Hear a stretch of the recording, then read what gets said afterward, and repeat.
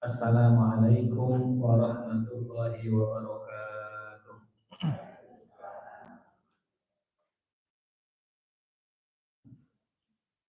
Alhamdulillah, alhamdulillahirabbil alamin wassalatu wassalamu ala asyrafil anbiya'i wal mursalin wa ala alihi wa sahbihi ajma'in.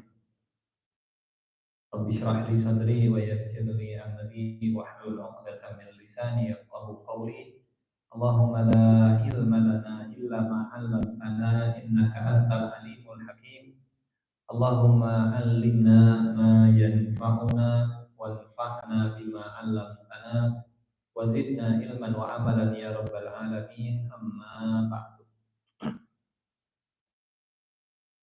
Pekan ke-4 insyaallah kita lanjutkan tentang tanda-tanda kiamat kecil ya dari kitab Nihayatul Alam karya Muhammad Uraifi, Syekh Muhammad Al-Uraifi.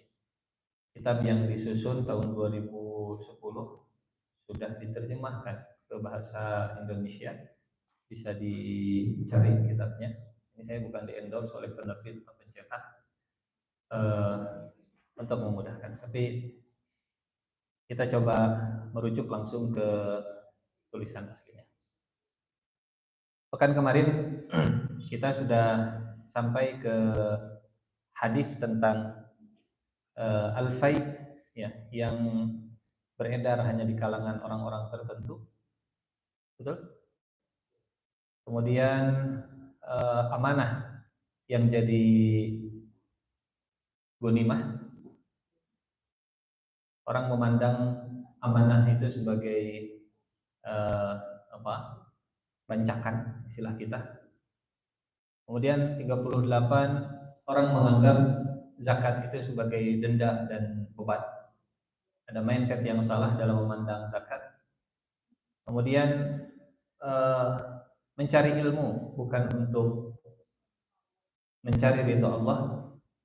Kemudian salah dalam orientasi berinteraksi, mendahulukan pasangan dengan mengorbankan ibu atau orang tua. Ta'atuz zaujah wa huququl ummi. Masih di hadis yang sama, hadisnya agak panjang. Beliau memecah hadis ini dalam beberapa poin-poin. Kita masuk ke ciri 41 dari tanda kiamat kecil yang sudah terjadi. Idna'ul asdiqa wa iqsa'ul aba. Ciri yang ke-41 mendekatkan kawan, menjauhkan bapak dan orang tua. Wa hadza min amarati sa'ati aidan. Dan ini termasuk di antara tanda-tanda kiamat juga. Wa minal 'uquq, dan termasuk perbuatan durhaka. Wa huwa an takuna al-mujalasatu wal mu'anasatu wal ibtihaju lil asdiqai waz zumala wa yuhmalul aba. Bentuknya adalah al-mujalasah wal mu'anasah, dan merasa nyaman, wal ibtihaj, dan merasa bahagia kalau kumpul dengan teman, kalau berkumpul dengan kawan, di saat yang sama mengabaikan dan meninggalkan bapak. Jadi lebih semangat diajak mabar, kalau istilah sekarang, lebih semangat diajak kumpul main bareng dengan teman daripada dengan bapaknya.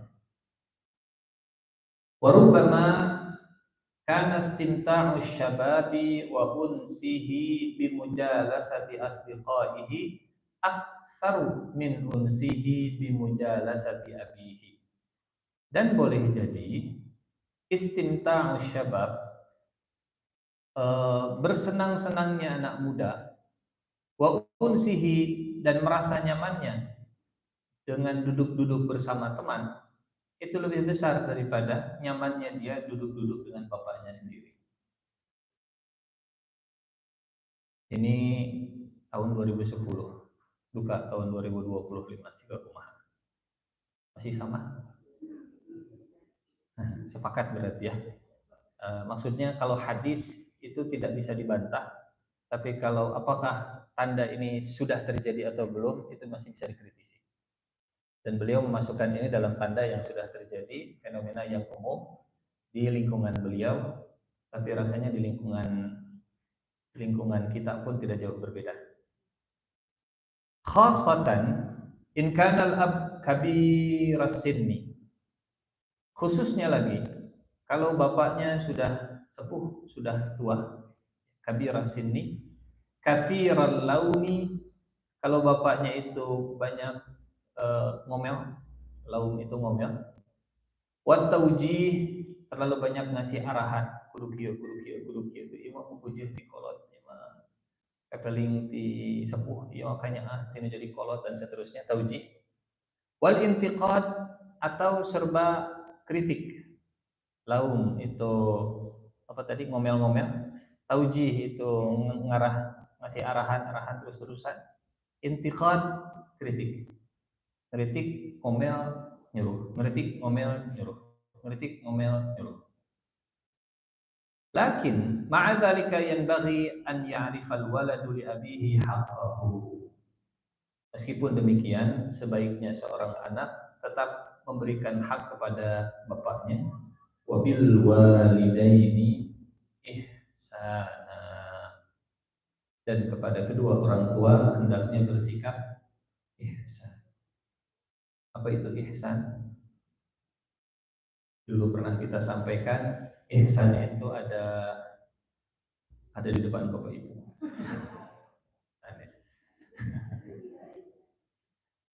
Ihsan itu kalau interaksinya dengan Allah, ihsan itu selalu melihat Allah dalam segala peristiwa dan kejadian. Ka'annaka tarah. Al-ihsan an ta'budallaha ka'annaka tarah. Ihsan itu selalu merasa melihat dan dilihat oleh Allah. Itu kalau hubungannya hablum minallah. Kalau hubungannya hablum minan nas, ihsan itu terbagi jadi 3. Ihsan itu kalau orang berbuat baik, maka kita lebih baik. Kalau orang tidak jahat, tapi juga nggak baik, dia tetap baik. Dan kalau orang tidak menunaikan kewajibannya, kita masih tetap memberikan haknya. Level 1 dia baik, kita lebih baik.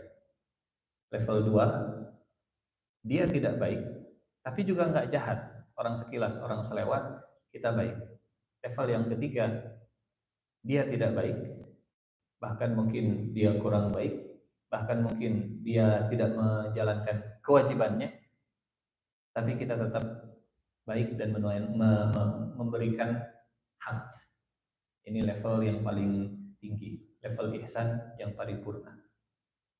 Wabil walidaini ihsana, dan kepada kedua orang tua bersikap ihsan. Artinya, kalau orang tuanya baik, maka anaknya lebih baik.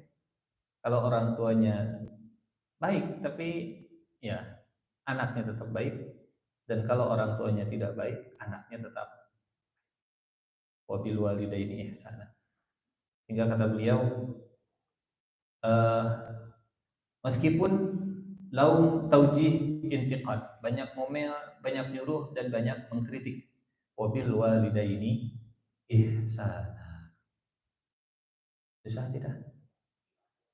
Susah. Sulit. Tapi hadiahnya memang surga, insya Allah. Ini kita sebagai anak. Kalau kita sebagai orang tua, bagaimana mengaplikasikan, mengamalkan, turunan dari ibnaul asdiqa wa ikhsaul abah. Kalau sebagai anak, mudah-mudahan kita ke orang tua bisa lebih baik lagi, memberikan haknya meskipun mungkin sudah, kalau kata Ustaz Abdul Somad mah seperti Quran sobek katanya. Dibaca susah, dibuang jangan. Quran sudah sobek-sobek, dibakar jangan, dibuang jangan, dibaca oke hese. Jadi itu kalau posisinya sebagai anak.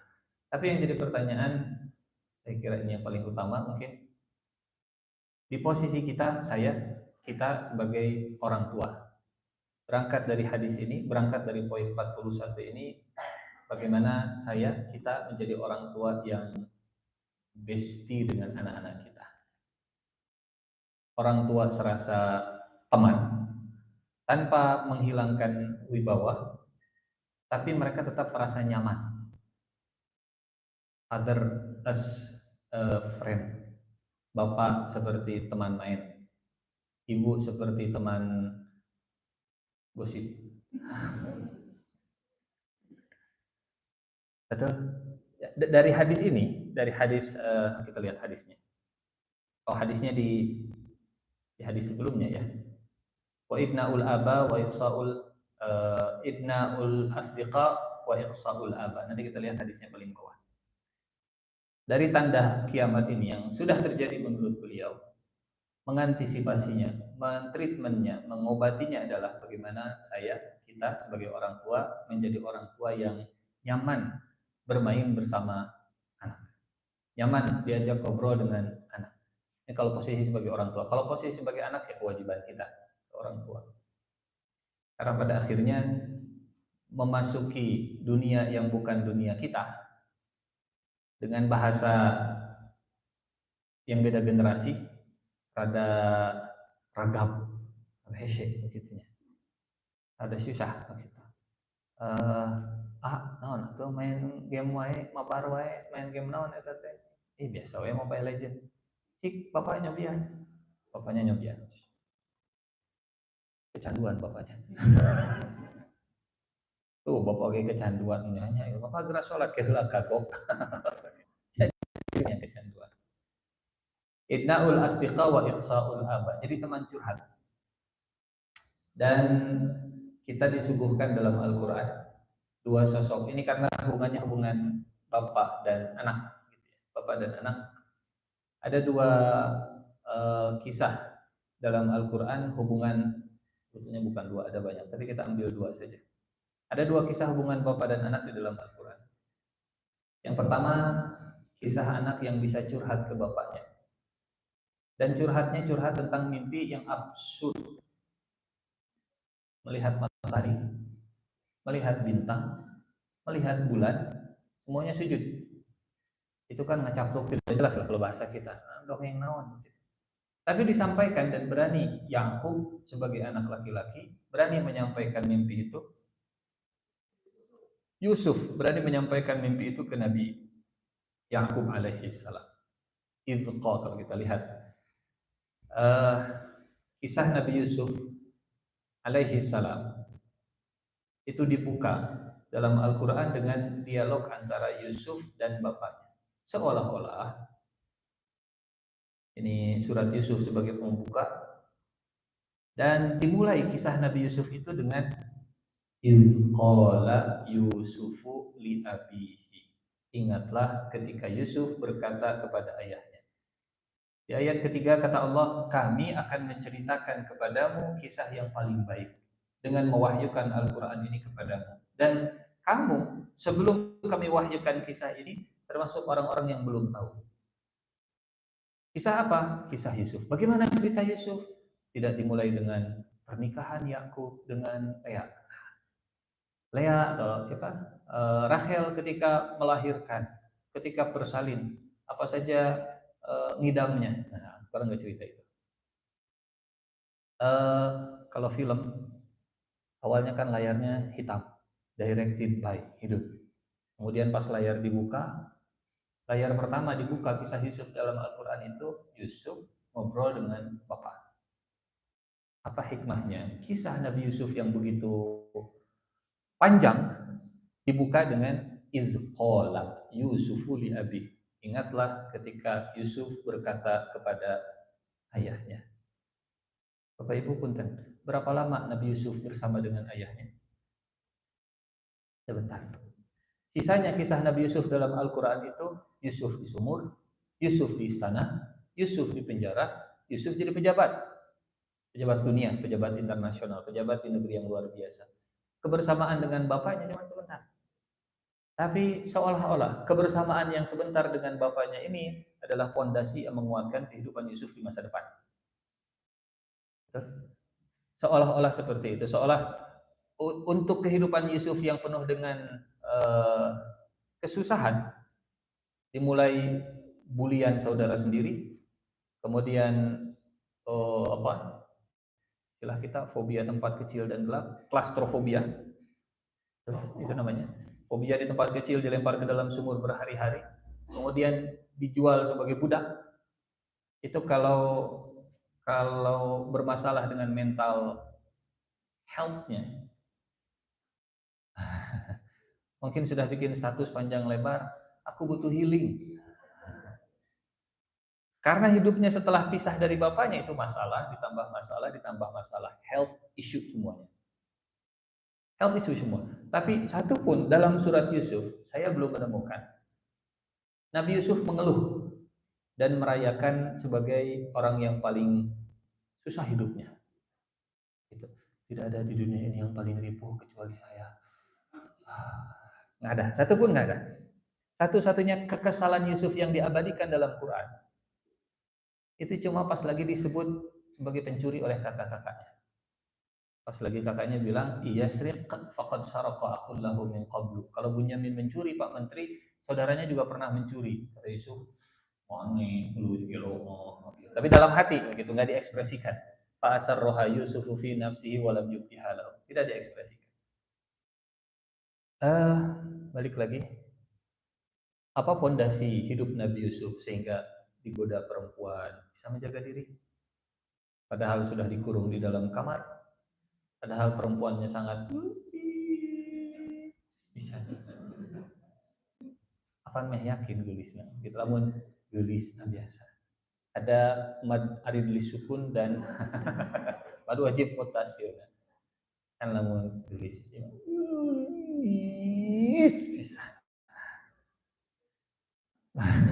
Bersama perempuan cantik di dalam kamar yang sudah dikunci, itu atasannya sendiri dan perempuannya yang menggoda.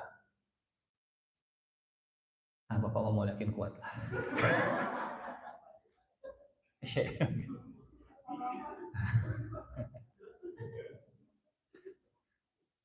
Masya Allah.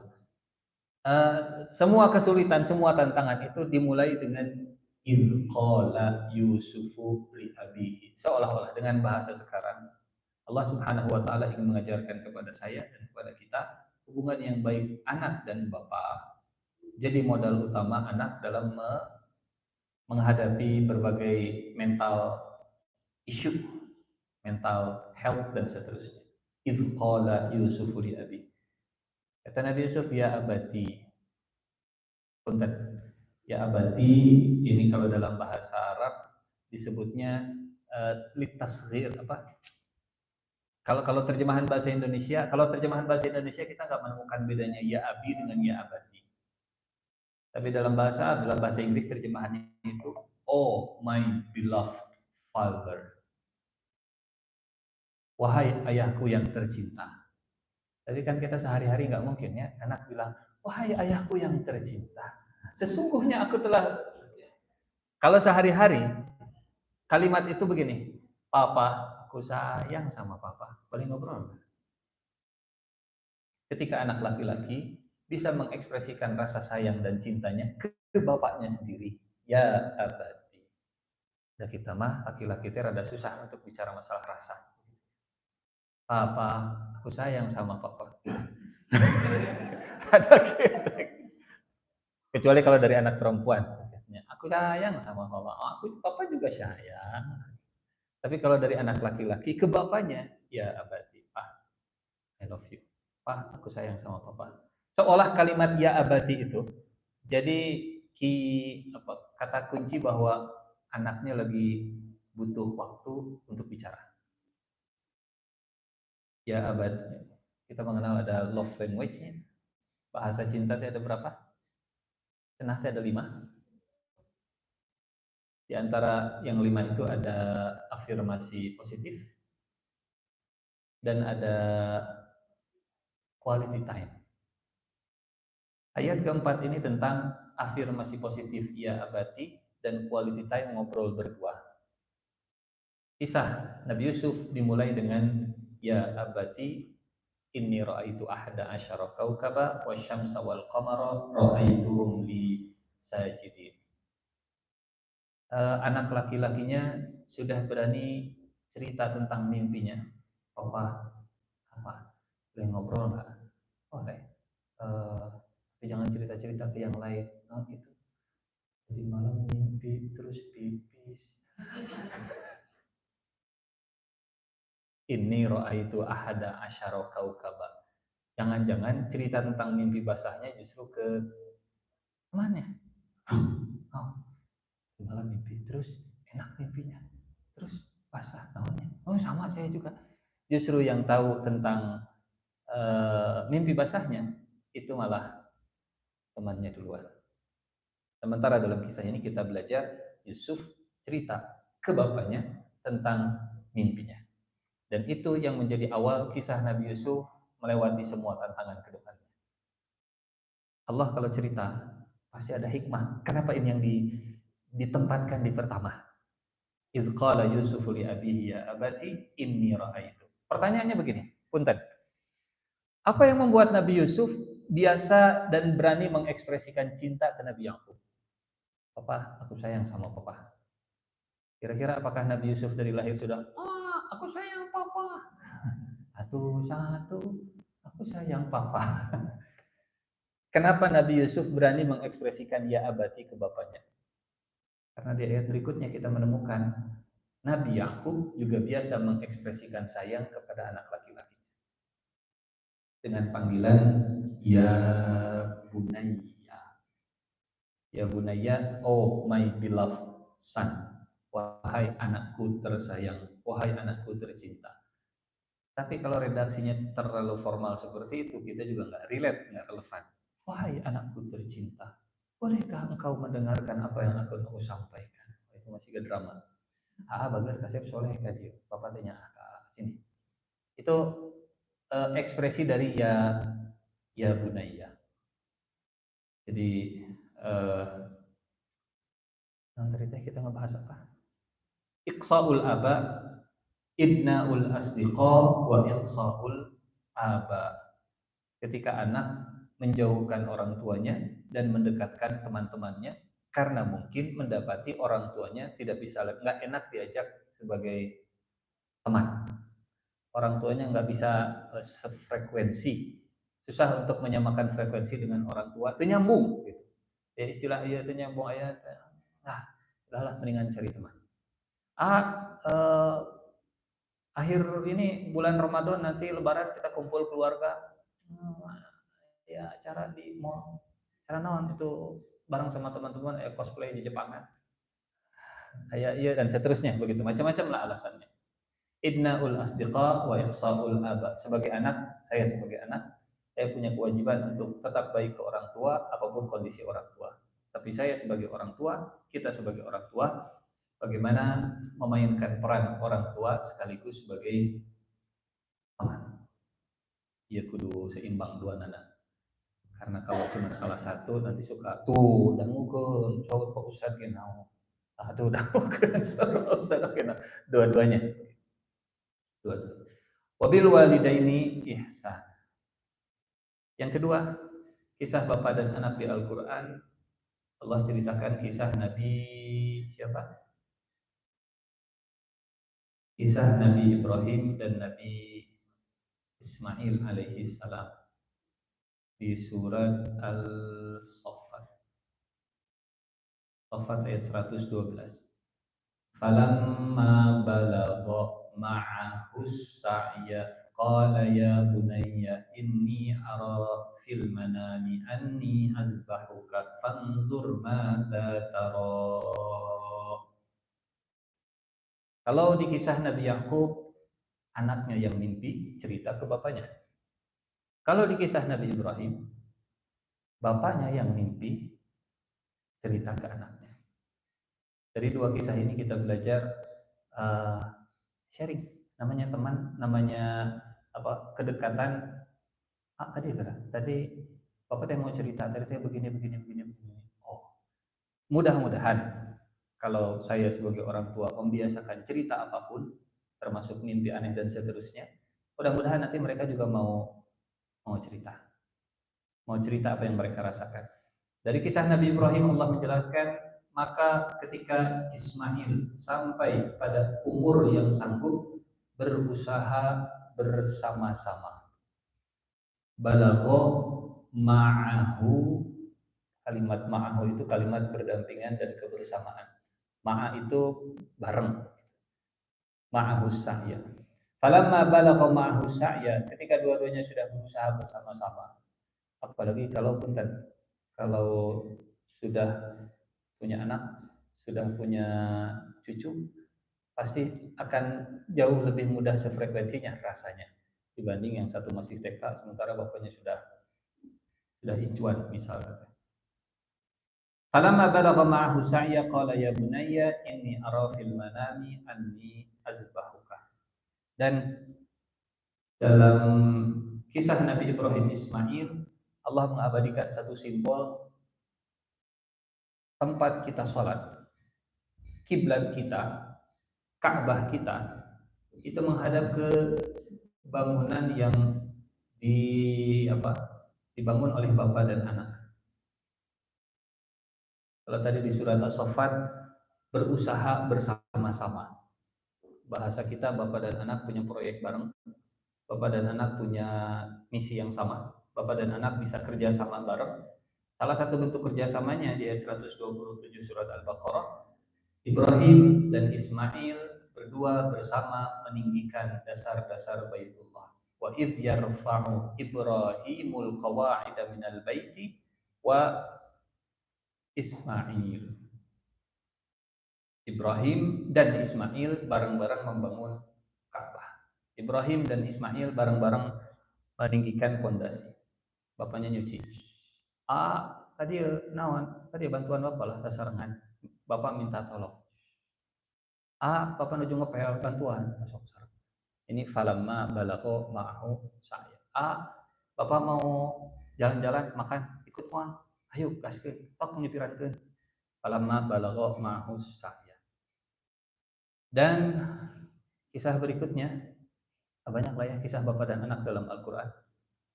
Luqman dengan anaknya. Daud dengan Sulaiman. Daud dengan Sulaiman. Ini gambaran bapak dan anak yang juga kompak. Wa Dawud wa Sulaiman idh yahkumani fil harth idh nafashat fihi ghanamul qaum. An-Naml. Dan sungguh kami telah memberikan kepada Daud dan Sulaiman ilmu, dan keduanya kemudian mengucapkan alhamdulillahilladzi faddalana ala katsirin min ibadihil mu'minin. Wa qala, keduanya sama-sama mengekspresikan syukurnya, alhamdulillah yang telah melebihkan kami dengan banyak karunia dibanding kebanyakan hamba-hambanya yang beriman. Dan Sulaiman mewarisi Daud. Sudah satu frekuensi, lebih enak transfer kuasanya. Sudah satu frekuensi, gampang lanjutkan. Wawarisa Sulaimanu Daud. Wallahu a'lam bishawab. Ya nuka 41.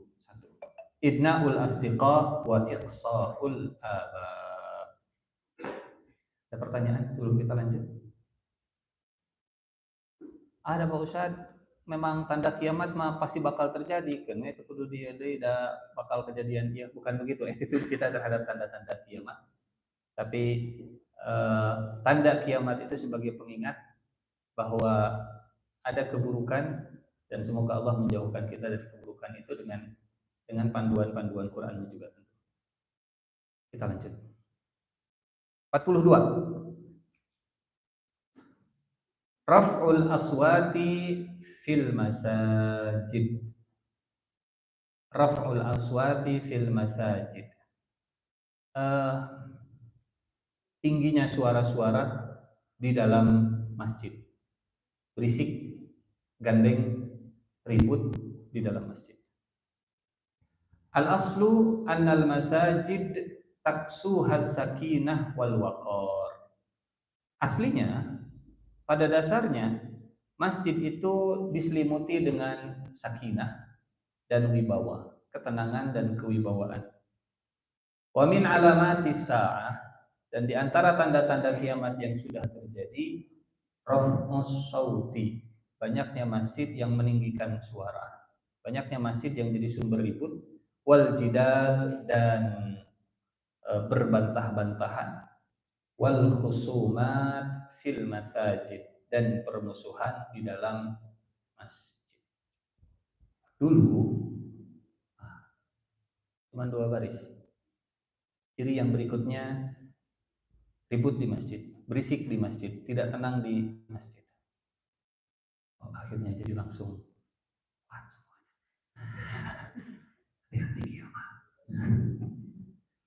yang dimaksud dengan raful aswati fil masajid ini suara yang ditinggikan, tapi bukan suara-suara untuk ibadah, bukan suara untuk kebaikan, tapi suara-suara yang lain, keributan-keributan yang tidak sesuai dengan peruntukannya di masjid, seperti jidal, berdebat, berbantah-bantahan, wal khusumat, dan keributan.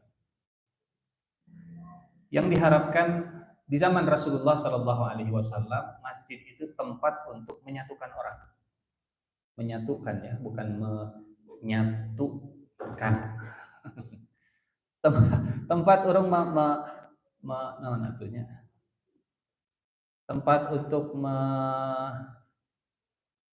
menguatkan ukhuwah, tempat untuk merekatkan persaudaraan.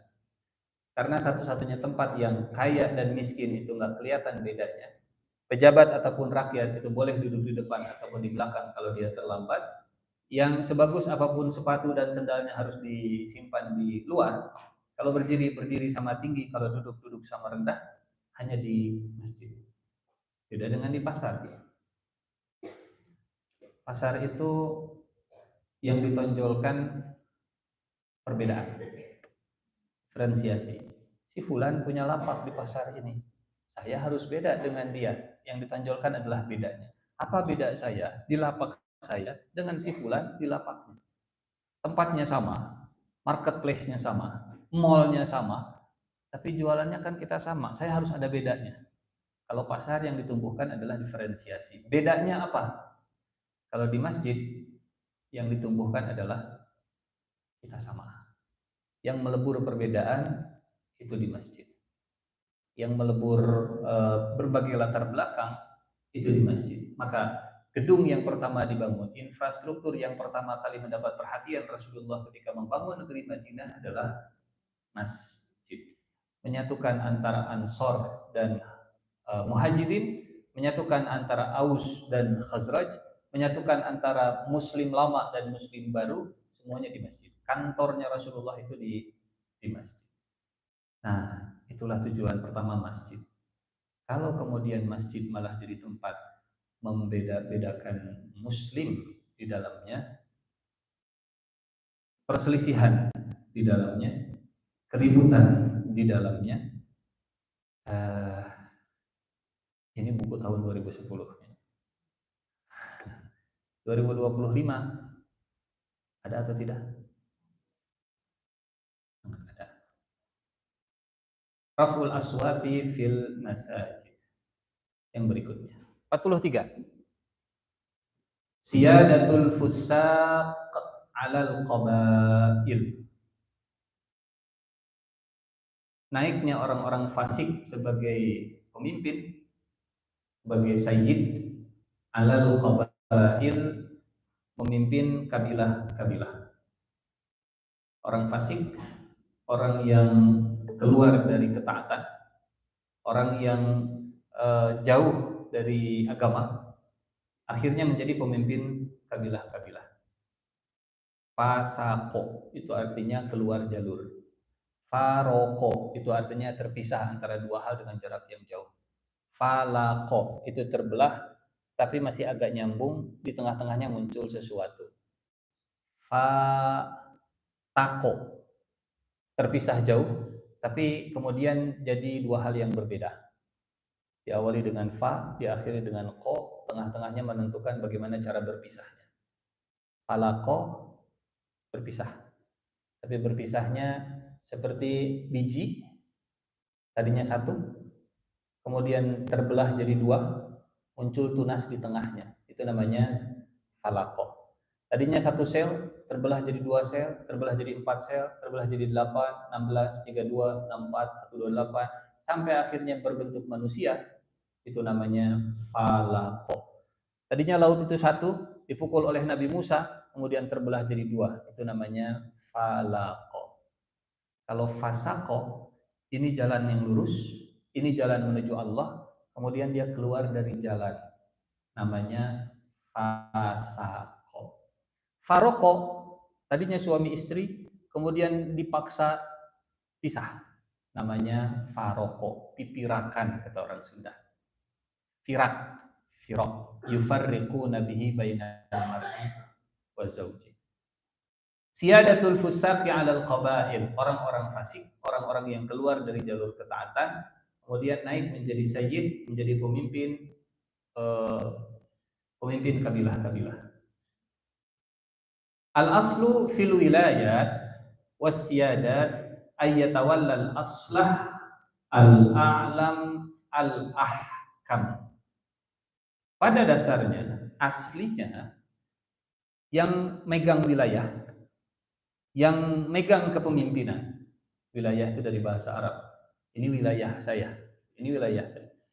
Al-aslu fil wilayat, pada dasarnya yang memegang satu wilayah, wasiyada yang mengendalikan satu kepemimpinan, ayyatawallal aslah, harus orang yang paling cocok, harus orang yang paling berilmu, dan harus orang yang paling bijaksana. Kata Syekh Uraifi, aslah a'lam ahkam. Yang paling cocok, yang paling berilmu, dan yang paling bijaksana. Dan kita temukan kisah-kisah pemimpin dalam Al-Quran itu selalu ada unsur ilmunya. Waktu cerita Nabi Adam, sebelum Nabi Adam jadi khalifah di bumi, bekal pertama Nabi Adam itu ilmu. Bapak Ibu insya Allah sudah sering mendengarkan kisah Nabi Adam. Sebelum Nabi Adam diturunkan ke muka bumi, Nabi Adam dibekali ilmu. Wa 'allama Adamal asma'a, Allah mengajarkan kepada Adam masih di sebelum ngurus bumi, sebelum turun ke dunia, Allah kasih bekal namanya ilmu. Dan bekal ilmu inilah yang setelah Allah ajarkan ke Adam, Allah sampaikan, Allah perintahkan Adam ajarkan malaikat. Malaikat diajarkan oleh Adam. Falamma amba'ahum bi asma'ihim, ketika Nabi Adam menyampaikan ke malaikat nama-nama benda, kemudian Allah perintahkan ke malaikat, usjudu li Adam. Sujudlah kalian semua kepada Adam. Jadi sujudnya malaikat ke Adam, setelah ilmu diberikan ke Adam, ilmu disampaikan oleh Adam ke malaikat, malaikat perintahkan sujud kepada Adam. Sujudnya karena Allah sudah memuliakan Nabi Adam dengan ilmu. Iqra wa rabbukal akram. Balah dengan menyebut nama Tuhanmu yang paling mulia. Kemuliaan ada pada ilmu. Kemuliaan ada pada membaca. Banyak baca, banyak tahu, mudah-mudahan pintar. Banyak ilmu. Makanya kalau menu setiap hari tahu, mudah-mudahan. Tahu wae ameh pintar. Alhamdulillah banyak tahu di rumah, pintar insyaallah. Ini kisah Nabi Adam. Kisah siapa lagi pemimpin? Nabi Sulaiman atau sebelum Nabi Sulaiman. Kisah Nabi Yusuf alaihi salam. Di surat Yusuf, saat Nabi Yusuf menawarkan diri untuk menjadi pejabat publik, kata Nabi Yusuf, ij'alni ala khazainil ardi inni hafizun alim. Jadikan saya sebagai pejabat negeri yang menjaga harta, sesungguhnya saya pintar menjaga dan alim. Saya punya pengetahuan, ilmu. Talut. yang jadi panglimanya Nabi Daud. Nabi Daud itu sebelum jadi raja, Nabi Daud itu sebelum jadi penguasa, prajurit militer dulu. Komandannya siapa? Talut. Kualifikasi Talut sehingga menjadi panglima, itu Allah ceritakan dia punya sifat. Yang pertama, bastotan fil ilmi wal jismi.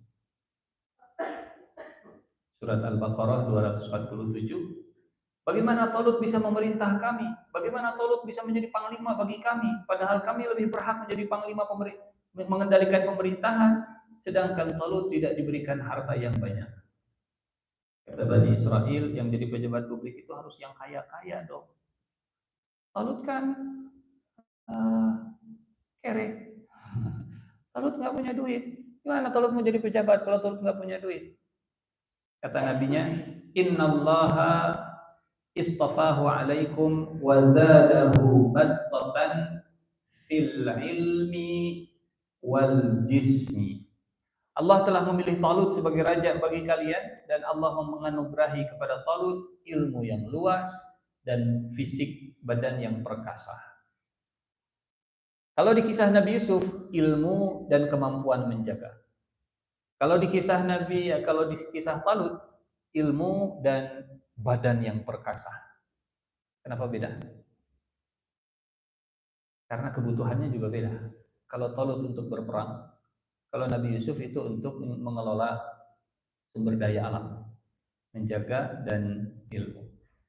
Nabi Daud, Nabi Sulaiman juga sama. Semua kepemimpinan itu ternyata dimulai dengan al-aslah, al-a'lam, al-ahkam. Bahasa kita al-a'lam itu kemampuan kognisinya, al-ahkam itu kemampuan emosionalnya, bijaksana. Sana dan sini. Kesana bijak, kesini juga bijak. Ayyatawalal aslah al-a'lam al-ahkam.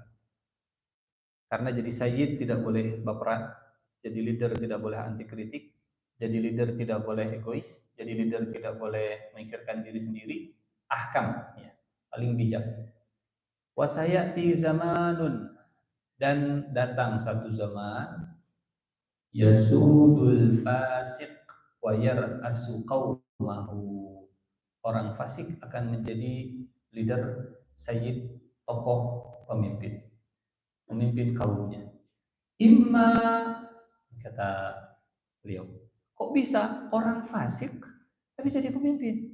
Bukannya fitrah manusia itu pengen pemimpin yang lebih baik dari mereka, yang lebih pintar dari mereka, yang lebih bijaksana. Kok bisa?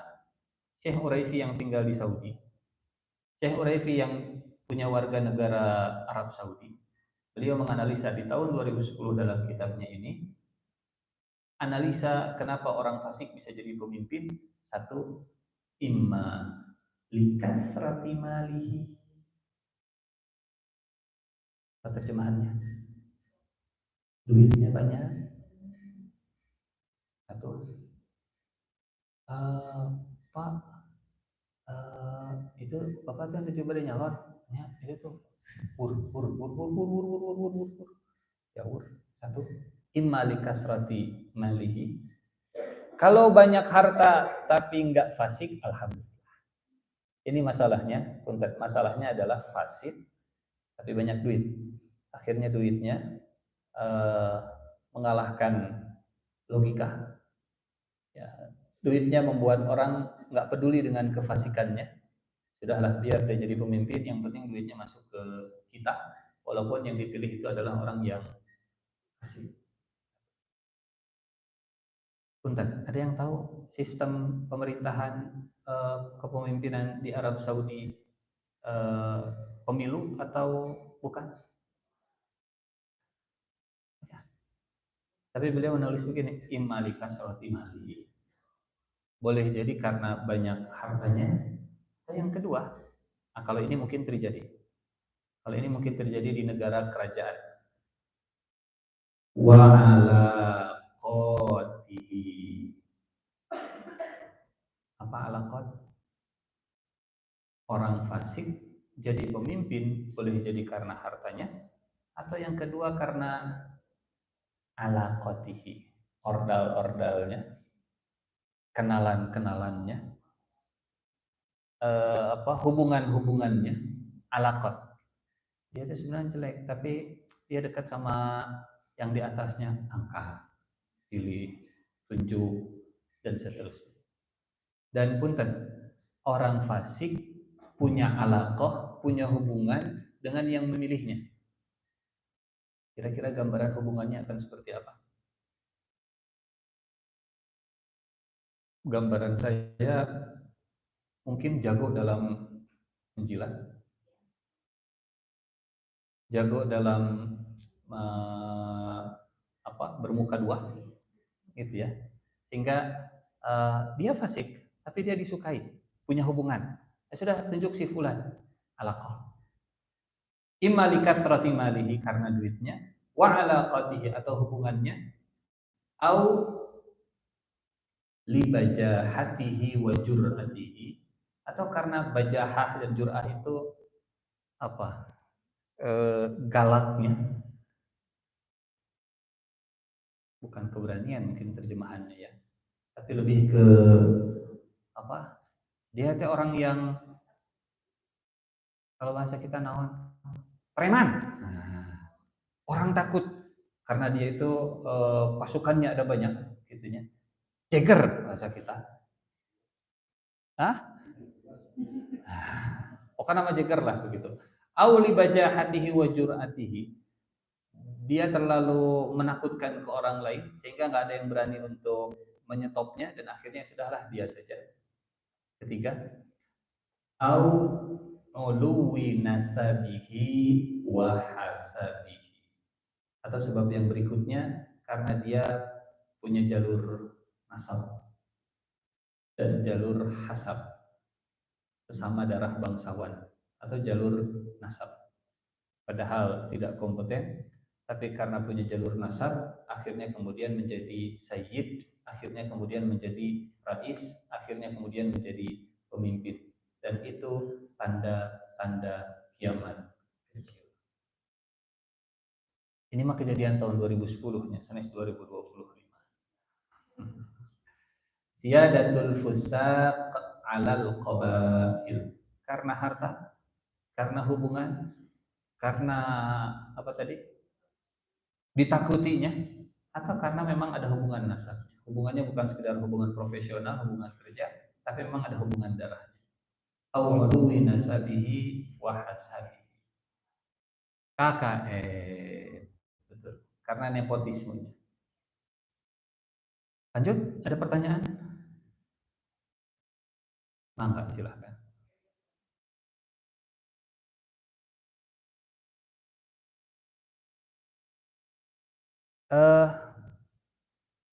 Tujuannya anak-anak ngadain acara dalam masjid itu apa? Acara mabar, main game, acara ngaji, acara yang berkaitan dengan masalah ibadah. Karena pada akhirnya anak-anak mah anak-anak ya. Namun kalau ribut rada aneh. Wah, misalnya. Tapi yang namanya anak-anak, mereka memang usianya bermain. Dan punten, Masjid Nabawi di zaman Rasulullah Shallallahu Alaihi Wasallam itu pernah dipakai oleh para sahabat untuk berlatih perang. Jadi semacam gulat, semacam apa kalau bahasa kita, ya semacam gulat lah begitu. Dan saat para sahabat sedang berlatih di dalam masjid, Rasulullah di rumahnya kemudian mendengarkan ada apa ini kok di masjid ada suara-suara. Nabi kemudian buka jendela, oh orang-orang sedang latihan gulat, sedang latihan berperang, sedang latihan untuk berjihad. Kata Nabi, Aisyah, ya Aish, ya Aish, Aisyah sini. Ada apa ya Rasulullah? Ayo orang nobar. Nonton bareng. Nonton bareng. Karena rumahnya Rasulullah, rumahnya Aisyah dengan Masjid Nabawi itu samping-sampingan. Kata Aisyah yang menceritakan peristiwa ini, dagu saya nempel di pundaknya, pipi saya nempel ke pipinya. Jadi duduk di belakang, kemudian di sini dagunya Aisyah radhiyallahu anha, pipinya nempel. Namun di bioskop mah ya. Nah, di bioskop. Eta teh sunahna ternyata. Rahman, ajak ke bioskop. Nontonnya film Jumbo. Romantis. Ada sunnahnya nonton bareng dengan pasangan, nonton bareng dengan istri. Sampai lelendotan kalau di bioskop kemudian sambil makan oh, uh, uh, itu sunnah betul sunnah makan bareng kemudian saling suap dan nonton bareng. Sampai kata Nabi, sudah selesai belum? Belum. Nontonnya udah beres belum? Belum. Padahal kata Aisyah, sebetulnya sudah saya bosan nonton itu, cuman senang we kieu dua anak. Filmnya sudah habis, ya pulang, nonton deui we. Padahal mah bosan nonton kedua ketiga kali sudah pernah hafal itu dongeng. Tapi pengen naon teh yang lelendo tanah, pengen berduaan-duaan. Jadi selama masih dalam fungsinya masjid untuk ibadah, untuk untuk ngaji, ngajar ngaji di masjid. Bismillahirrahmanirrahim. Hal yang biasa. Jadi raf'ul aswati fil masajid yang dimaksud di sini tadi kata beliau raf'us sauti wal jidali wal khusumati fil masajid. Debat yang tidak sesuai dengan peruntukan masjid, keributan, gandeng yang memang itu bukan tempatnya di masjid. Wallahu a'lam bishawab. Karena azan itu raful aswat di masjid. Majelis ilmu itu raful aswat di masjid. Ya. Khutbah Jumat. Rasulullah kalau lagi khutbah Jumat itu seperti panglima yang ngasih instruksi ke pasukan. Matanya merah, suaranya kencang, jamaahnya begini. Kan ada di orang mah innal hamdalillah. Dari mulut khatib itu seperti gas tidur sedang dikeluarkan. Sampai akhirnya selesai khutbah, komat, ini bingung. Ini masjid aliran naon? Maksudnya, ada ya khutbahna sehari gitu. Menyalahkan aliran masjid. Wallahu a'lam bishawab. Dan ya tentu bukan berarti kalau begitu semua dikeluarkan pakai speaker keluar gitu oke. Enggak begitu juga. Ngaji silahkan ngaji tapi suara tinggi di masjid jangan sampai juga mengganggu orang-orang yang berada di luar masjid. Kecuali untuk syiar itu lain cerita, untuk azan. Tapi misalnya untuk kajian seperti ini, yang bakal mendengarkan kita siapa sih yang hadir di sini? Sudah, speakernya speaker dalam. Tadarusan. Siapa yang bakal mendengarkan tadarusan? Yang akan di dalam. Jadi kita berusaha seproporsional mungkin meninggikan suara di masjid untuk tujuannya memang itu fungsinya masjid untuk mengajar dan seterusnya silahkan. Tapi kalau semuanya ada suara Pak Ustadz dan naon, akhirnya semua pakai speaker keluar juga jangan. Apalagi misalnya di jam-jam yang orang pengen istirahat. Jam istirahat. Leuheung lamun suara teh enakeun. Eta giliran tapi itu insya Allah efektif untuk membangunkan orang. Bangun kesal. Karena kalau suaranya terlalu bagus juga jadi termina bobokan. Wallahu a'lam bishawab. Lanjut. Tidak ada pertanyaan? Yang ke-43? Baik. Yang ke-44 ini masih mirip dengan yang ke-43. Kata beliau, wa hadza musyabihun lima qablahu. Poin yang ke-44 ini mirip dengan yang sebelumnya.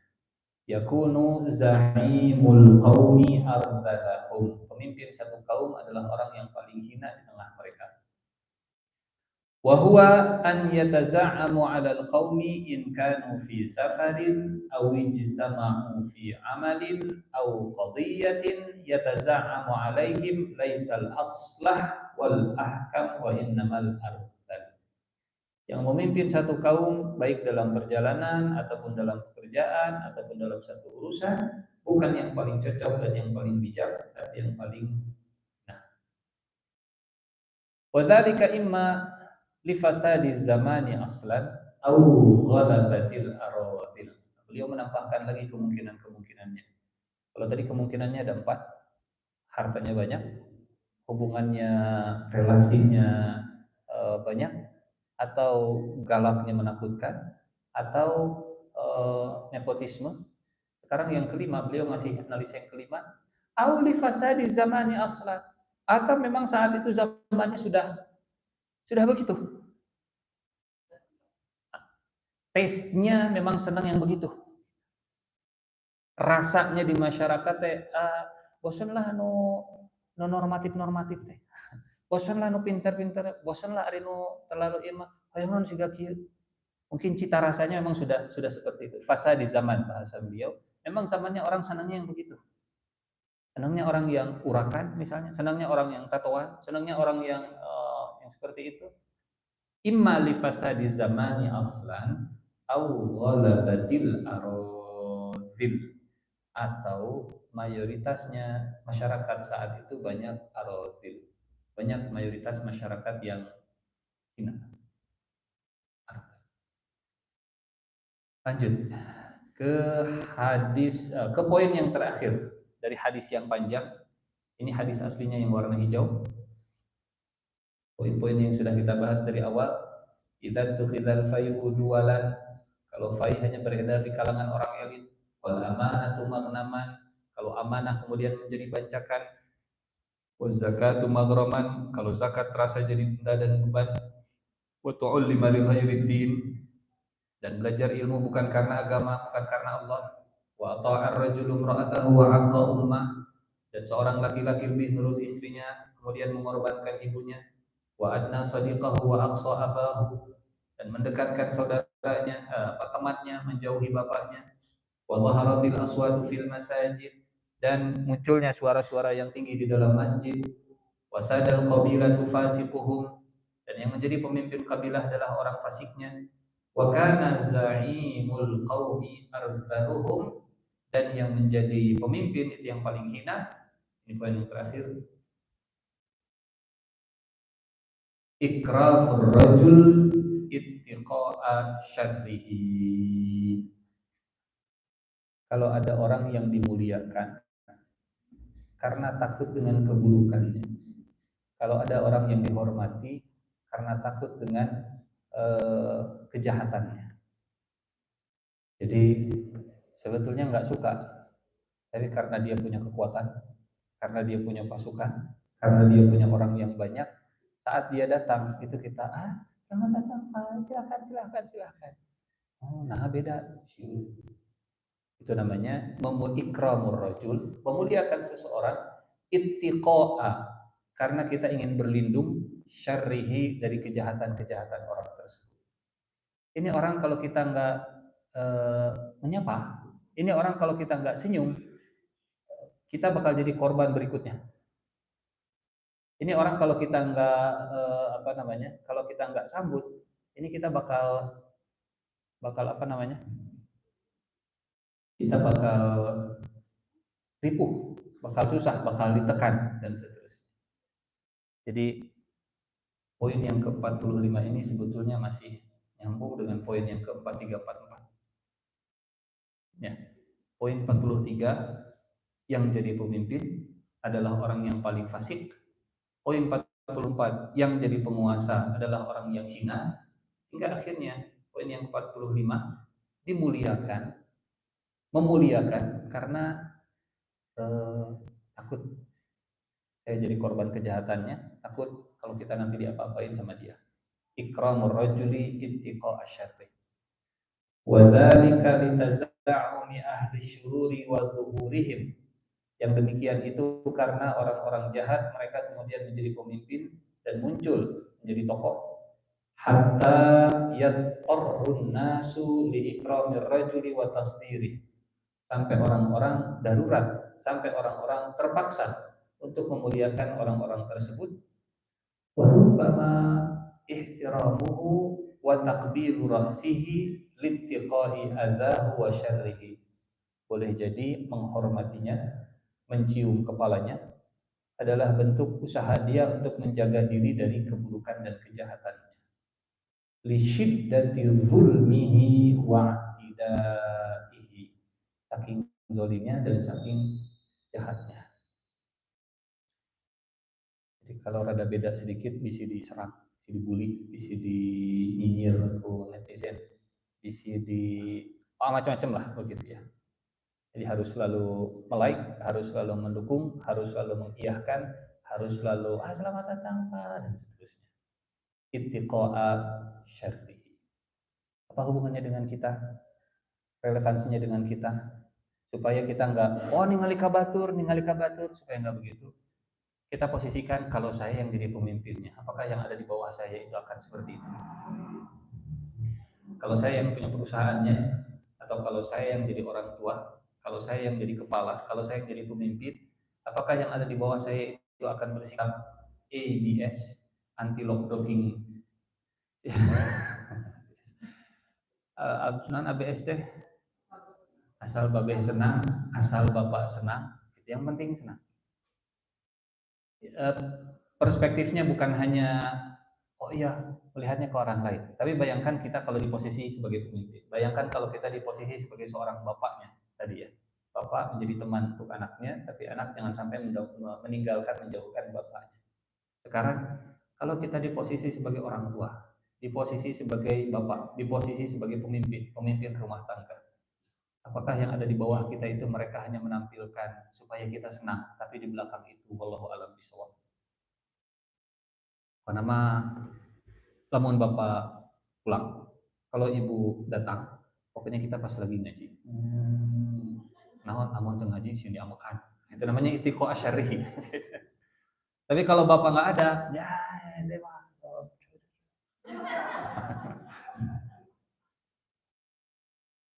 Ikramur rajuli ittiqa asyarrihi, kalau bahasa kita ABS. Asal bapak senang, asal dia senang. Masya Allah. Bapak Ibu pernah dengar cerita tentang pemuda yang minta izin berzina ke Rasulullah? Ada anak muda datang ke Rasulullah minta izin, ya Rasulullah, idzan li fi zina, izinkan saya mau berbuat zina. Ada orang datang ke Polda di Gede Bage, ketemu Kapolda. Kapolda, izinkan saya merampok Bank BJB. Izinkan saya untuk melakukan perbuatan kriminal. Izinkan saya pengen main judi online. Kira-kira jawaban Pak Kapolda kumaha? Terus sopan bisa. Paling begitu. Yang jadi pertanyaan, kok ada yang berani ngomong ke Rasulullah minta izin seperti itu? Kok ada anak muda ngomong ke Rasulullah, izinkan saya untuk berzina? Maksudnya komunikasi macam apa yang dibangun oleh Nabi sehingga suasananya untuk hal-hal yang setabu itu berani ngomong. Tidak ada istilah ittiqa asyarrihi begitu. Jadi amukan ngomong salah sih kita tuh jadi cicing diam saja. Siapa yang kesal? Para sahabat. Yang kesal para sahabat, kata mereka, itu sopan bisa. Ya. Tenang, tunggu. Sini duduk, ngobrol. Mau nggak kalau ibumu yang jadi korban perzinahan? Mau ya Rasulullah. Mau nggak kalau kamu punya anak perempuan yang jadi korban perzinahan? Nggak mau ya Rasulullah. Mau nggak kalau kakakmu atau adikmu yang jadi korban perzinahan? Nggak mau ya Rasulullah. Orang juga sama, nggak pengen ibunya jadi korban perzinahan denganmu, nggak pengen anaknya jadi korban perzinahan denganmu, nggak pengen saudaranya jadi korban perzinahan denganmu. Jadi Rasulullah mengaitkan antara kalau kamu berzina, kamu juga nggak mau kan kalau keluargamu dizinahi. Kata Imam Syafi'i mengomentari hadis ini, siapa yang menyengajakan diri berbuat zina, maka akan dibalas di keluarganya akan jadi korban zina. Kata Imam Syafi'i mengomentari hadis ini, siapa yang berbuat zina, maka di keluarganya akan ada yang jadi korban zina. Mungkin tidak berzina, tapi siapa yang dulu playboy, suka main perempuan, sok ngetrekan wae awewe misalnya teh begitu. Siapa siapa yang cunihin bahasa Indonesianya ya. Apa cunihin teh? Genit. Siapa yang genit kelawan jenis, maka siap-siap nanti di anaknya ada yang mewarisi sifatnya. Cunihin, oke. Makanya Imam Syafi'i, kenapa Rasulullah menasihati orang yang mau zina dengan gimana kalau itu terjadi di keluargamu? Seolah itu sebagai ancaman kalau kamu juga akan ada yang jadi korban. Akhirnya pemuda ini sadar, nggak mau ya Rasulullah. Kemudian Nabi pegang dadanya dan Nabi doakan. Hafalkan doa ini, doakan anak laki-laki kita, anak perempuan kita supaya Allah jaga mereka. Allahumma ghfir dzanbahu wa tahhir qalbahu wa hassin farjahu. Allahumma ghfir dzanbahu wa tahhir qalbahu wa hassin farjahu. Kalau laki-laki, Allahumma ghfir dzanbaha wa tahhir qalbaha wa hassin farjaha. Kita baca bareng-bareng. Bismillahirrahmanirrahim. Mudah-mudahan hafal semuanya ya. Bismillahirrahmanirrahim. Allahumma ghfir dzanbahu. Allahumma ghfir dzanbahu wa tahhir qalbahu wa hassin farjahu. Sekali lagi, 1, 2, 3.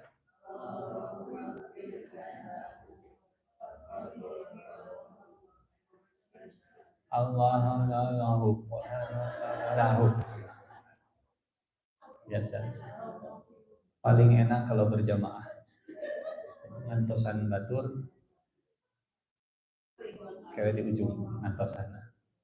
Ya Allah, ampunilah dosanya, bersihkanlah hatinya, jagalah kemaluannya.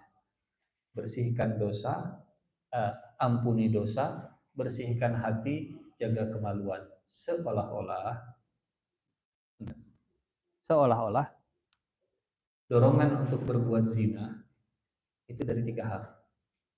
Ada dosa yang pernah dilakukan, masuk ke hati, kemudian hatinya jadi kotor. Kalau hati sudah kotor, pikiran jadi kotor, syahwat jadi tidak terarah, maka yang ketiga, kemaluannya tidak terjaga.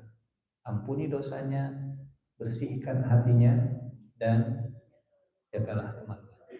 Kalau ke perempuan, karena perempuan, Allahumma ghfir dzanbaha wa tahhir qalbaha wa hassin farjaha. Ikramur rajuli ittiqa syarrihi. Bagaimana suasana yang begitu bebas, tapi bebasnya bukan bebas tanpa batas. Bebas itu yang membuat para sahabat mereka tidak segan untuk menyampaikan. Punten, balik lagi tadi ke anak dan bapak, seperti Yusuf yang mau cerita tentang mimpi ke bapaknya, ke Nabi Yakub alaihi salam. Bahkan kadang para sahabat mereka itu dalam tanda petik saya takut salah ini, mengkritisi ijtihadnya Nabi, bukan wahyu, tapi ya sesuatu yang bisa diganti. Masih ingat cerita perang Badar? Nah, di perang Badar Rasulullah menempatkan pasukan kaum muslimin itu di belakang sumur. Musuh di depan, sumur di tengah, para sahabat di sini. Jadi sumurnya ada di tengah-tengah. Hubayb bin Munzir, salah satu prajurit yang ikut di perang Badar, kemudian memastikan, ya Rasulullah, ahadza manzilun anzalaka Allah am ra'yun wa harbun wa makidah. Ya Rasulullah, penempatan SDM di sini, bahasa perusahaan berarti, penempatan SDM di belakang sumur ini, apakah wahyu dari Allah sehingga kita tutup mulut sami'na wa ata'na, atau ini pendapatmu yang kami boleh ngasih masukan? Kata Rasulullah, ini bukan wahyu, ini pendapat saya, dan kalau mau ngasih masukan silahkan. Ya Rasulullah, inna hadza laisa bimakan. Ini bukan tempat yang tepat ya Rasulullah. Lalu di mana tempat yang tepat? Pindahkan SDM, geser ke depan. Biar sumur ada di belakang. Karena kalau sumur di belakang, pasukan logistik mereka akan aman. Kalau mau suplai air, mereka aman karena di depannya ada pasukan yang menjaga. Kalau sumur ada di tengah, nanti logistik mau ngambil air takutnya kena panah nyasar dan seterusnya, nggak ada yang menghalangi, nggak ada yang menjaga. Biarkan sumur ada di belakang kita ya Rasulullah, nanti sumur-sumur sisanya yang ada di sana kita tutup semua. Kata Nabi, laqad asyarta birra'yi. Sungguh kau sudah memberikan pendapat yang bagus. 300 orang dipindah dari belakang ke depan. Bayangkan perasaan Hubab bin Munzir. Saat Nabi beritakan, pasukan kaum muslimin, kemasi semua barangnya, maju ke depan, biar sumur ada di belakang. Itu kalau Hubab bin Munzir zaman sekarang punya medsos, langsung bikin status. Guys, pasukan ini mereka bergerak semua atas usul saya, guys. Di-approve oleh Rasulullah, guys. Engagementnya akan tinggi, ikatan emosionalnya akan kuat. Suara saya didengar oleh Nabi. Suara saya dengar oleh Nabi. Dan itu yang membuat para sahabat mereka ngomong enak gitu dengan Rasul. Tidak ittiqa asyarri. Tidak takut kalau kemudian ya kebebasan berpendapat lah kalau bahasa kita begitunya. Tidak takut bakal dijerat dengan pasal karet. Undang-undang ITE.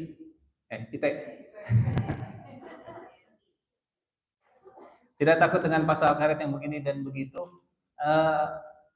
Ya, ikramur rajuli ittiqa asyarrihi. Kalau zaman sekarang pokoknya kalau mau posting harus positif semua, jangan sampai ada yang menyinggung karena takutnya, kurang lebih begitu. Kalau ngasih saran juga harus diemplet begitu. Malapah kedang luar biasa ittiqa asyarrihi.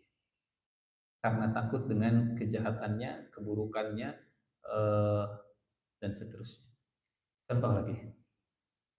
Bahkan punten. Dalam Al-Quran Allah mengabadikan kisah Nabi Ibrahim. Masya Allah. Ini luar biasa untuk jadi contoh. Qala awalam tu'min? Qala bala walakin liyatma'inna qalbi. Waktu Nabi Ibrahim bertanya ke Allah, ya Allah, kaifa tuhyil mauta? Dan ingatlah ketika Ibrahim berkata kepada Tuhannya, ya Allah, perlihatkanlah kepadaku bagaimana Engkau menghidupkan orang-orang yang sudah mati. Kata Allah, awalam tu'min? Belum yakin, belum iman. Kata Nabi Ibrahim, sudah ya Allah. Cuma saya ingin hati saya lebih itminan lagi, hati saya lebih mantap lagi. Bahkan dalam dialog dengan Allah Subhanahu wa taala, Nabi Ibrahim itu tektokan gitu dengan Allah. Punten, jangankan dengan Nabi Ibrahim, Allah dengan iblis. Kola. Allah berfirman, iblis menjawab. Allah berfirman, iblis menjawab. Tek. Iblis tidak takut minta ke Allah panjangkan umur saya sampai hari kebangkitan. Mun itu ke manusia, tuh cedok si iblis.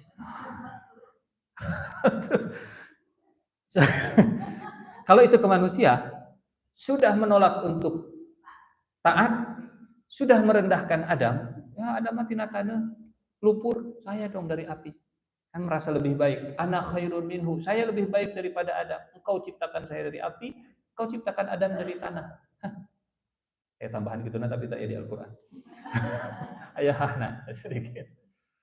Adam itu tercipta dari tanah. Saya kan yang tercipta dari tanah itu hewan. Gajah itu dari tanah semua.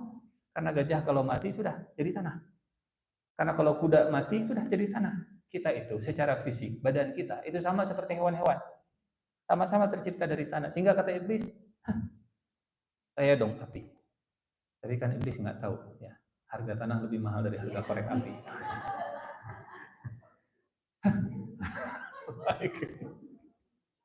Ala kulli hal. Tapi ada tektokannya. Tektokannya.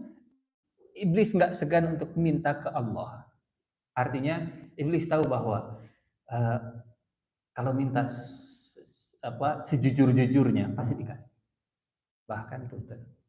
Allah mengabadikan di Al-Qur'an orang musyrik kalau kepepet minta ke Allah dikasih.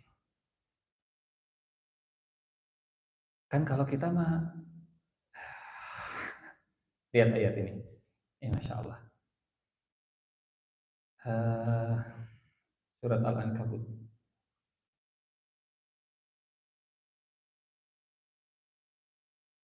فَإِذَا رَكِبُوا فِي الْفُلْكِ دَعَوُا اللَّهَ مُخْلِصِينَ لَهُ الدِّينَ فَلَمَّا نَجَّاهُمْ إِلَى الْبَرِّ إِذَا هُمْ يُشْرِكُونَ.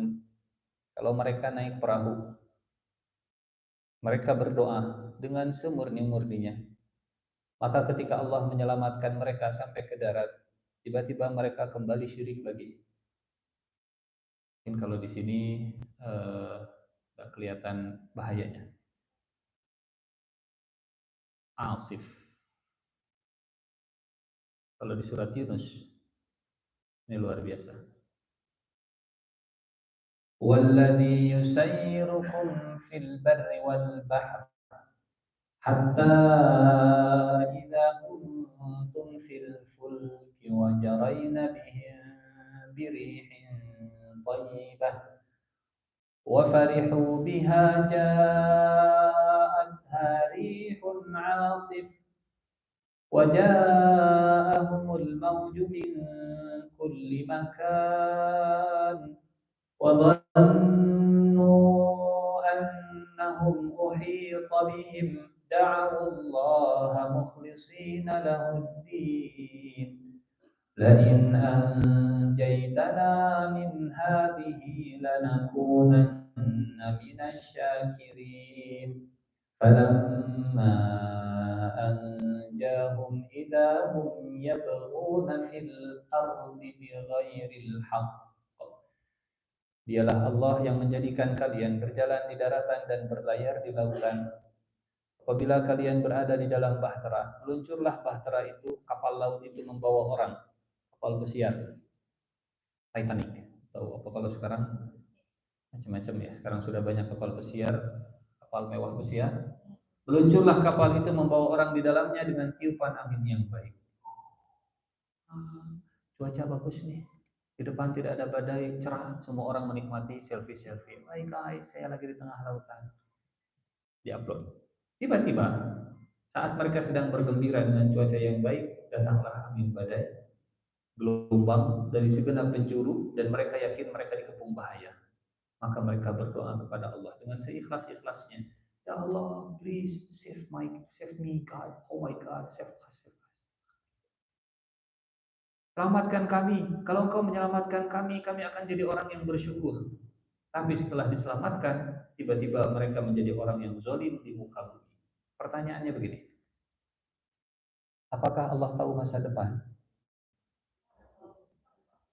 Apakah Allah tahu kalau mereka diselamatkan balik lagi jadi musyrik dan kufur? Kenapa masih diselamatkan?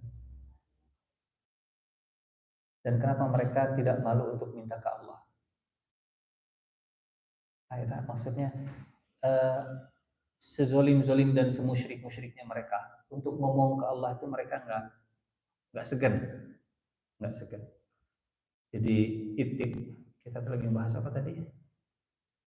Ikramur rajuli ittiqa syarrih gitu ya. Menghormati orang karena takut dengan kejahatannya. Bukan untuk menunjuk tangan ke orang lain, tapi bayangkan kalau kita ada di posisi yang dimuliakan, apakah orang memuliakan kita karena takut kepada kita, takut dengan lisan kita, takut bisa diomongkan di tukang misalnya. Takut dengan omongan kita, takut dengan kata-kata kita, dan seterusnya. Hingga akhirnya kita belajar dari Al-Quran, kita belajar dari Nabi dan seterusnya, suasana yang terbuka, tektokan, yang bahkan mungkin kritikan segala macam, ngasih syarat, itu jadi hal yang biasa. Kebebasan berpendapat. Apalagi, bentar, kalau bahasa kita sekarang, poin yang ke-45 itu, seorang pemimpin yang fasik, yang hina, yang anti kritik. Terjemahan kekiniannya begitu. Seorang pemimpin yang fasik, yang hina, yang anti kritik. Jangan menunjuk tangan ke orang lain, tapi ke kita. Kalau saya dikritik anak saya, kalau saya di perusahaan dikritik oleh karyawan saya, kalau saya di masjid dikritik oleh jamaah, Pak Ustaz, kami ngejawab PAT, ya, sieun ngakritik Pak Ustaz sieun naon? Sieun galak, nah insya Allah. Mudah-mudahan tidak termasuk yang ikramur rajuli tiqo'a syarrihi. Wallahu a'lam bishawab. Ini poin terakhir dari hadis yang panjang, gabungan dari beberapa poin ya. Insya Allah bulan depan kita akan lanjut ke 46, 47, 48, 49 dalam satu hadis yang sama, menghalalkan hir, apa itu, perzinahan, harir, eh, Toyota, harier gitu loh. Yang harir. Istihlalul hir wal harir, harir itu sutra.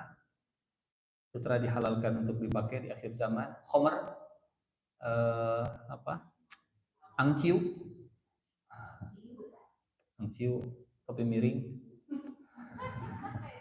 intisari nekat, inek, minuman keras, dan seterusnya. Wal ma'azif, dan industri musik serta hiburan yang melewati batas. Azafa itu artinya melenakan, melalaikan. Wallahu a'lam bishawab. Ada pertanyaan sebelum ditutup? Enggak.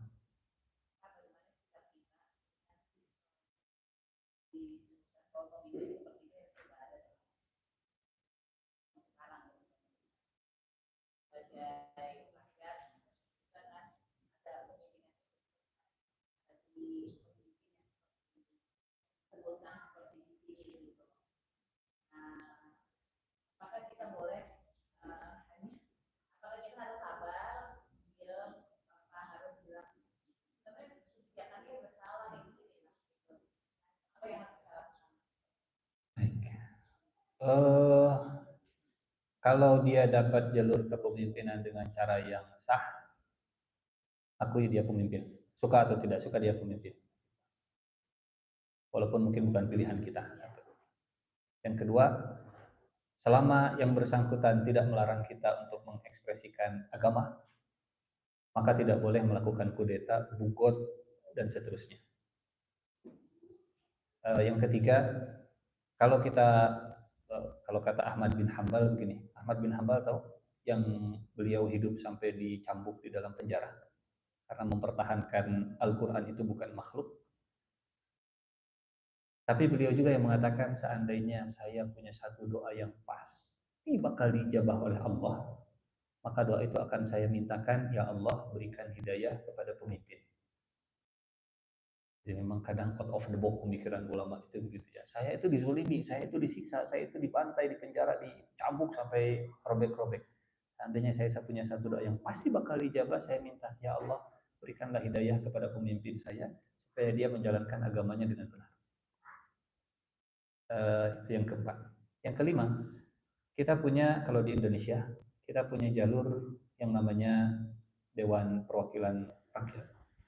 Kita tahu yang namanya DPR atau DPRD tingkat 1, tingkat 2 kan punya fungsi sebagai legislasi, ya, penyusunan undang-undang, atau sebagai interpelasi, hak interpelasi untuk bertanya, dan hak apa lagi, satu lagi saya lupa.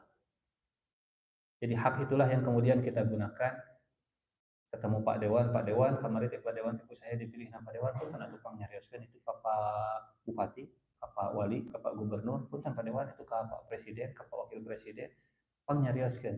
Kalau bisa kebijakannya direvisi karena 1, 2, 3 hal. Kita kalau ngomong langsung ke pimpinan nggak bisa, tapi kita ngomong ke yang ada di atasnya, nanti yang di atasnya ngomong ke bawah itu mungkin bisa kita lakukan dan itu legal dan itu bisa dilakukan dan itu tidak melanggar aturan, tidak melanggar undang-undang. Bahkan itu termasuk dalam aktivitas seorang anggota dewan dalam reses. Anggota dewan reses kumpul dengan konstituennya kemudian menyampaikan di reses itu Pak Dewan punten pangadugikeun ka Pak Wali, pangadugikeun ka Pak Bupati begini begini begini dari bawah seperti itu legal. Daripada kita datang langsung kemudian tidak didengar, rasanya menyampaikan ke anggota dewan akan jauh lebih powerful suaranya, powernya lebih kencang daripada kita. Lamun demo kumaha? Ya asal sesuai dengan regulasinya saja. Karena kalau demo kemudian akhirnya bikin macet orang siga kemari, harunya oke begitunya. Bus begitu, mereka kehilangan kesempatan, tapi kita memahami berbagai argumen masing-masing gitunya. Baik orang tua yang mungkin keberatan, pariwisata yang mungkin juga kehilangan dan seterusnya, pemerintah yang ingin menjaga tengah-tengahnya. Tapi kalau sampai akhirnya banyak yang jadi korban macet sampai akhirnya nggak bisa jalan, itu juga agak susah. Tapi kalau ngomong ke anggota dewan, cing pangadugikeun, sugan lamun ti luhur mah, rasanya itu akan jauh lebih powerful. Mungkin tidak terdengar di media, mungkin nggak akan muncul di berita-berita di FYP, tapi itu lebih efektif gitu ya. Dan itu legal dan itu tidak dilarang. Wallahu a'lam bishawab. Ada lagi? Enggak.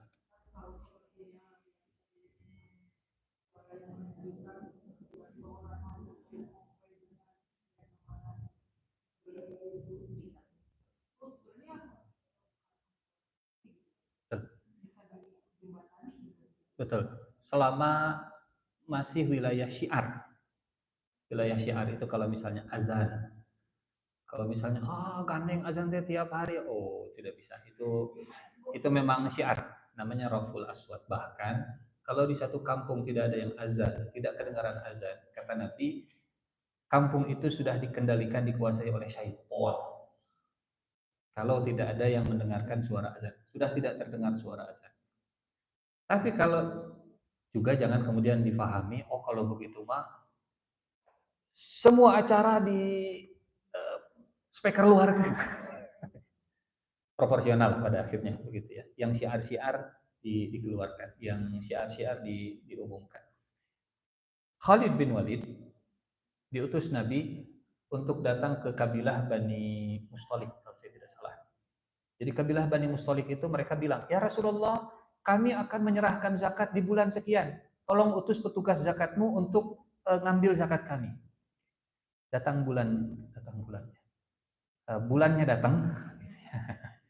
Kata Rasulullah, "Fulan, pergi ke kabilah Bani Mustalik, ambil zakat." Sahabat Rasulullah ini diutus dari Madinah untuk mengambil zakat. Dan kabilah Bani Mustalik, mereka sudah siap-siap ingin menyambut. Saking senangnya akan didatangi utusan Nabi, mereka keluar dari rumah. Mereka kumpul di pinggir batas kota, sudah siap menyambut. Tapi utusan ini yang datang dari Madinah kaget. Mereka kok keluar dari rumahnya? Disangkanya mau ngajak perang, disangkanya menolak untuk diambil zakatnya. Ini kesalahpahaman karena jarak jauh begitunya, daripada saya diserang, apalagi zaman dulu tidak ada WA, naon jadinya. Akhirnya balik lagi. Pas balik lagi ke Madinah, Rasulullah, kabilah ini nggak mau ngasih zakatnya. Kok bisa? Mereka kan yang bilang bulan sekian silakan ambil zakat. Nggak tahu, mereka sudah kumpul. Kayaknya mereka mau nyerang saya. Khalid bawa pasukan, cek. Pas diperiksa oleh Khalid, karena yang datang Khalid keliling. Kok kedengaran suara azan? Mustahil kaum yang menolak membayar zakat, tapi mereka mengumandangkan. Kalau ada syiar azan di sana, itulah yang menyelamatkan mereka dari serangan Khalid bin Walid akhirnya. Pas Khalid datang, Allahu Akbar, Allahu Akbar.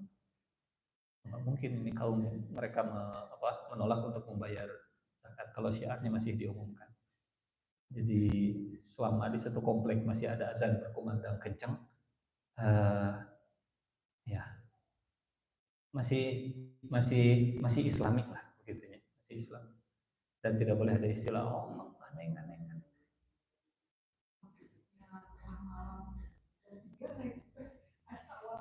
Ya, azan, azan pertama masih azan. Tapi kalau setelah azan kemudian terus-terusan uh,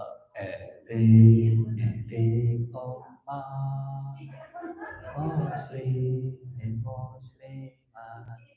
Kan hari maghrib ka isya mah meureunnya da orang-orang sudah masih pada bangun.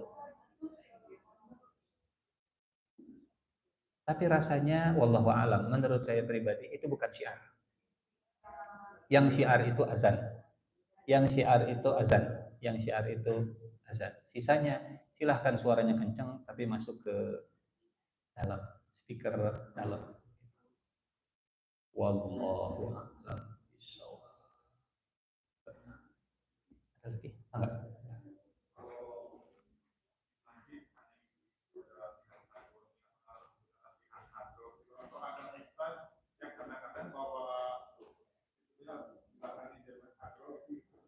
Ya, ini juga pelik urusannya.